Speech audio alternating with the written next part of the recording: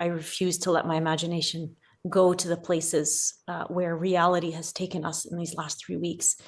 Every day I feel like things can't get worse, and then they seem to get worse, and the world remains silent. And it's a deafening silence that is extremely troubling and is burning through the hearts of myself and every single humanitarian doctor that I know. I just want to make one thing very, very clear. I've known the medical professionals in Gaza Strip for a very long time. And I will tell you that they are world-class experts in the field of medicine and in the field of mass casualties and managing mass casualties.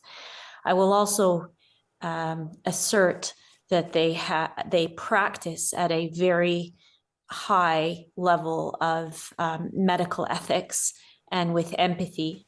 And when we say things like procedures done, very painful procedures done without pain control or anesthesia, it makes it sound very barbaric. And I just want to be very clear that their hands have been tied. They have been stripped of every tool that we use in modern day medicine, from pain control to anesthesia to electricity needed to operate ventilators and monitors and everything else.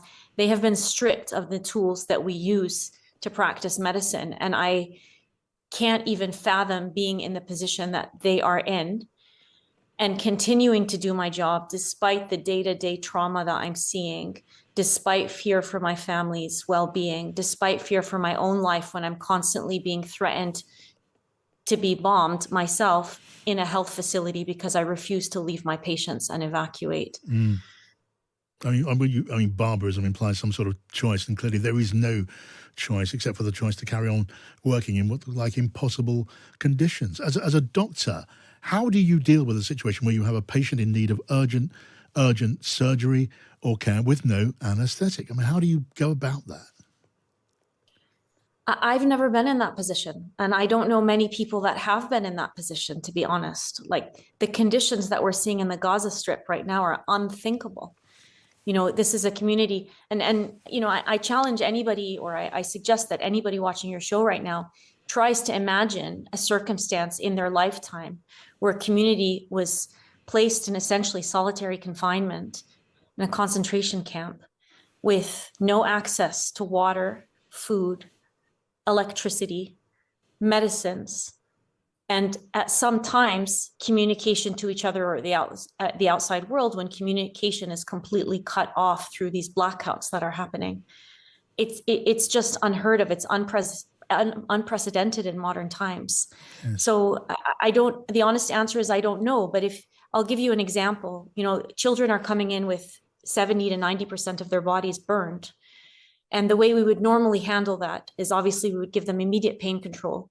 And every time we needed to change their dressings, which is regularly, we would do it under sterile conditions. And if their burns are that extensive, we would put them to sleep for the process because it is so exquisitely painful.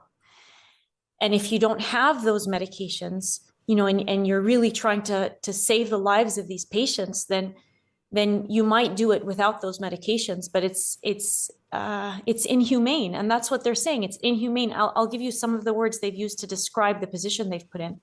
They said inhumane, intolerable, unbearable. They are crying out to the outside world, and many of them are giving up. They're saying the world has come together to eliminate us. This is a quote.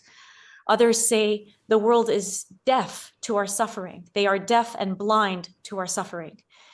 All we have is God. And I think that sentiment is not coming from nowhere.